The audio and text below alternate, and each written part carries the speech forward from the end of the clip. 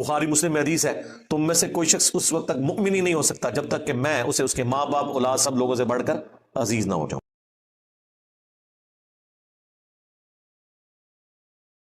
جب national T V پہ live یہ چیز چل گئی تو اس مفتی نے بھی روک دیا قاری صاحب کو کہ یہ ٹاپک نہ ڈسکس کریں، اور یہ بھی روکنے کی کوشش کر رہا۔ خیر پھر انہوں نے اجازت دی اور معاملہ چل پڑا۔ انہوں نے ایک بڑا اچھا جملہ بولا قاری صاحب نے کہ اگر اقرار الحسن صاحب اس زمانے میں ہوتے تو چشتی صاحب کے پیچھے بھی پڑ جاتے جس طرح آج حق خطیب کے پیچھے پڑے ہوئے ہیں۔ یہ بڑا چھکا مارا ہے جی قاری صاحب نے، مزہ آ گیا۔ اور پھر میں نے قاری صاحب کو باقاعدہ فون کے اوپر مبارکباد دی جب یہ ویڈیو میرے تک پہنچی۔ انہوں نے خود ہی ہمارے اکیڈمی کے واٹس ایپ نمبر پہ بھیج دی تھی، اس سے پہلے ہی میں دیکھ چکا تھا۔ تو مجھے ابرار بھائی نے بتایا کہ جس طرح انہوں نے ویڈیو بھیجی ہے اپنی، تو پھر میں نے انہیں کال کی، بڑے خوش ہوئے۔ پھر میں نے انہیں یہ بھی بتایا کہ یہ جو آپ کو یہ بہانے لگا رہا ہے نا کہ وہ حدیثیں بھی ایسی ہیں، تو یہ حدیثیں پیش کرے گا اور آپ نے یہ جواب دینے ہیں، اور یہ جو بھاگ گیا نا آپ کے سامنے یہ کہہ کے کہ جی کتابیں بدل گئی ہیں، تو کتابیں کوئی نہیں بدلی ہیں، بالکل جھوٹ بول رہا ہے۔ ان کے بڑوں نے ان چیزوں کا دفاع کیا، وہ سارے ریفرنسز، احمد بریلوی صاحب کا ریفرنس، پیر میر علی شاہ صاحب کا ریفرنس اور اشرف علی تھانوی صاحب کا ریفرنس، ان تینوں نے چشتی رسول اللہ والے واقعے کو انڈورس کیا ہوا ہے، اپنی کتابوں میں باقاعدہ کوٹ کیا ہوا ہے، ڈیفینڈ کیا ہوا ہے۔ یہ میں نے سارے ریفرنسز ان کو بھجوائے، لیکن وہ دوبارہ نوبت ہی نہیں آئی۔ خیر اس ویڈیو کا نکلنا ان کے لیے بہت بڑی علمی موت تھی۔ انہیں خطرہ تو لگ گیا کہ اب یہ بات اور بگڑے گی۔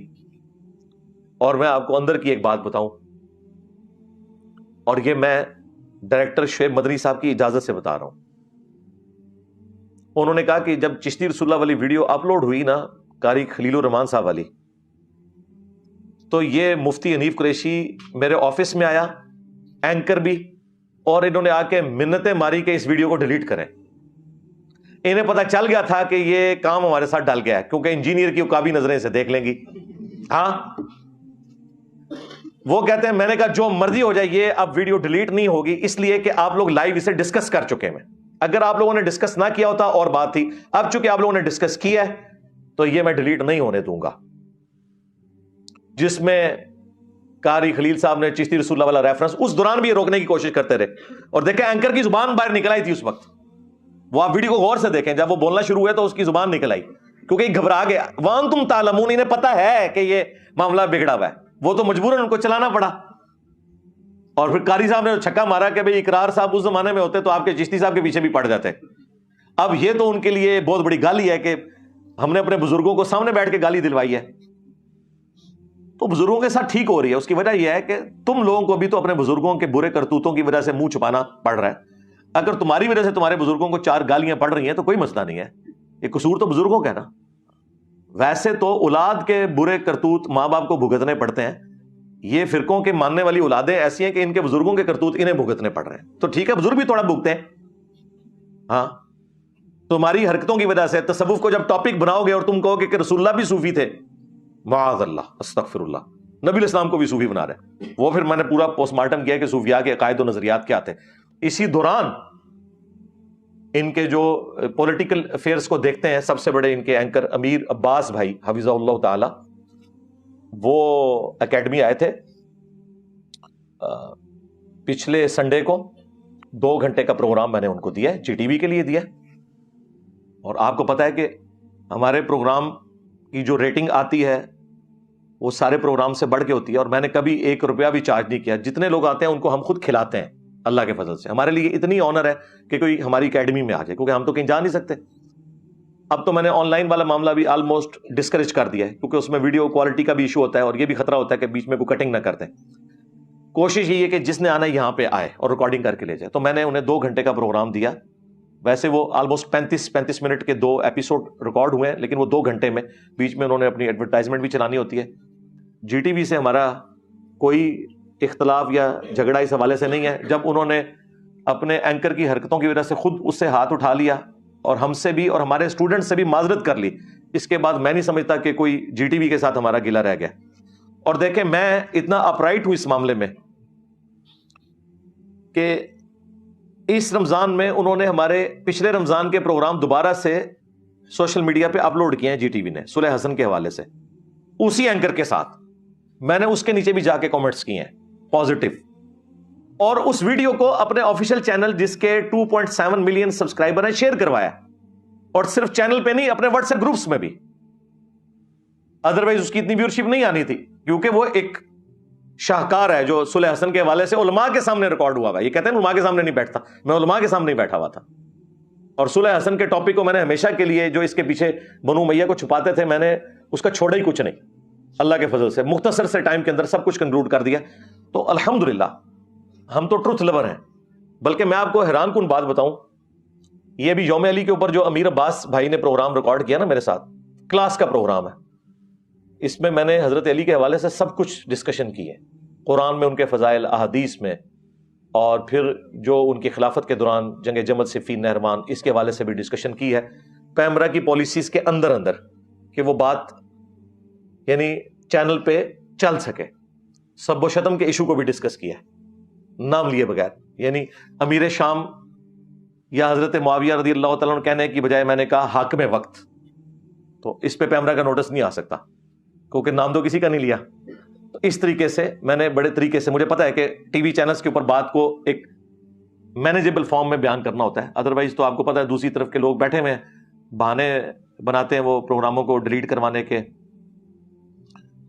تو اب یہ جب پروگرام یوم علی پہ ریکارڈ ہونا تھا نا, تو مجھے ان کے ڈائریکٹر صاحب نے کہا کہ پروگرام میں نے ریکارڈ کرنا ہے, تو میں امیر عباس صاحب کو بھیجوں گا جو ہمارے پولیٹیکل افیئرس کو دیکھتے ہیں.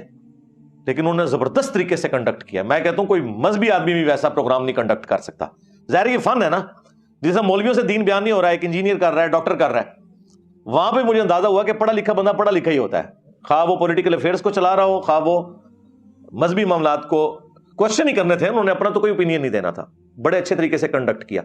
تو مجھے جب شعیب مدنی صاحب جو ان کے ڈائریکٹر, انہوں نے کہا کہ یہ پروگرام ہم نے آپ کے ساتھ ریکارڈ کرنا ہے, میں نے کہا جی ضرور کریں. انہوں نے کہا جی ہم اینکر یہ والا بھیجیں. میں نے کہا مجھے کوئی اعتراض نہیں ہے, آپ اس شرارتی اینکر کو بھی بھیج دینا تو میں اسے بھی پروگرام دے دوں گا, کیونکہ میں تو جی ٹی وی کو پروگرام دے رہا ہوں.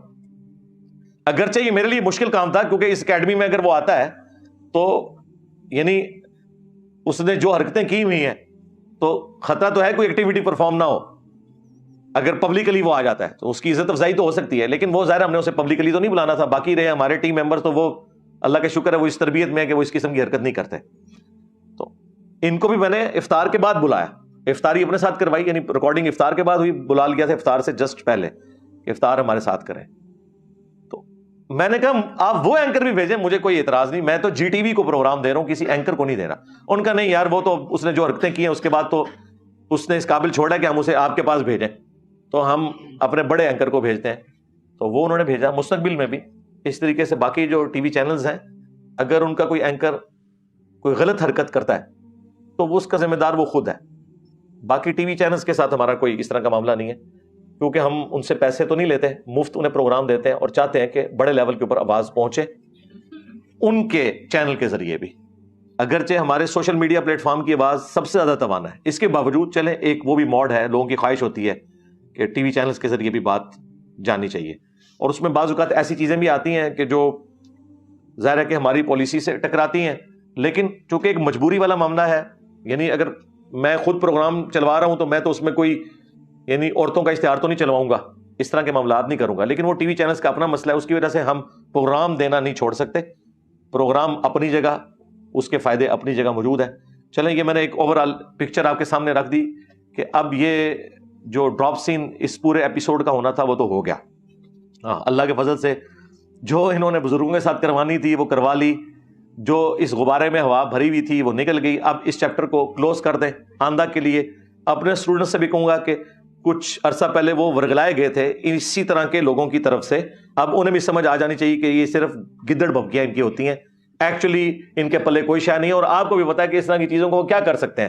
زیادہ ان کے پاس جواب یہ ہے کہ بزرگوں کی کتابیں بدل گئی ہیں. اب وہ بھی جواب میں نے ان سے لے لیا ہے کہ نہیں, تم تو مناظروں میں ویڈیو میں دفاع کرتے ہوئے نظر آ رہے ہو, اور تمہارے مرے ہوئے بزرگ تو اپنی کتابوں میں دفاع کر کے گئے ہیں, ان کی کتابیں بھی چھپ رہی ہیں, اور یہ جن کو تم کہہ رہے ہو تبدیل ہو گئے ہیں ان کی کتابیں بھی چھپ رہی ہیں, اور ان کی حرام کی کمائیاں تمہارے بزرگ کھا رہے ہیں. بتاؤ وہ کمائیاں کھانے والوں کے اوپر کیا حکم لگاؤ گے؟ اب مجھے بتائیں, ایک بندے کو میں ادھر سے بھی بلاک کر دوں, ادھر سے بھی, سامنے سے بھی, آگے سے بھی, پیچھے سے بھی, اوپر سے بھی, نیچے سے بھی, تو اس کے بعد کیا ہونا ہے؟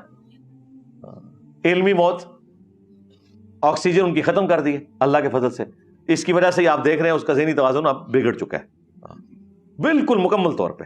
یعنی کوئی دینی انسان اس طریقے سے ریئیکٹ نہیں کرتا. اور اگر یہ سمجھتے ہیں کہ مجھے اس سے کوئی تکلیف ہوتی ہے, نہیں جی, یہ ویڈیوز جتنی بنتی ہیں نا میرے جوش میں اور اضافہ ہوتا ہے, میرا تو خون بڑھتا ہے کہ بھائی میرا تیر صحیح نشانے پہ جا کے لگا. ہاں, لوگ اپنے خلاف کامنٹس پڑھ کے نا ڈپریس ہوتے ہیں. ان جیسے لوگ میرے خلاف ویڈیوز بھی آ جائے نا, میں کہتا ہوں کہ مجھے ڈسکس کریں تاکہ آپ کی پبلک پوچھے کہ انجینئر کون ہے جس نے تمہاری راتوں کی نیندیں حرام کی ہیں, پھر وہ ہمارے ذریعے رسول اللہ کے ساتھ جڑ جائیں گے انشاءاللہ صلی اللہ علیہ وآلہ وسلم. ورنہ مجھے بتائیں میں اتنی پبلک کو کس طریقے سے دعوت پہنچا سکتا تھا اپنے چھوٹے سے پلیٹ فارم سے. آپ میں سے ذرا ریئل ٹائم لوگ ہاتھ کھڑا کریں نا, کتنے لوگ اس پلیٹ فارم سے جڑنے سے پہلے بریلوی, دیوبندی, اہل حدیث یا شیعہ تھے؟ تو اور آپ میں سے کتنے لوگ ہیں جنہیں میرا تعارف نیگیٹو ہوا تھا شروع میں کہ یہ بڑی پیڑی شے آئی ہے؟ ہاں, تو یہ دیکھ لیں, یہ ان لوگوں کی مہربانی ہے الحمدللہ. تو ہم نہیں چاہتے یہ اس طریقے سے بولتے رہے, عوام خود فیصلہ کرے گی اللہ کے فضل سے.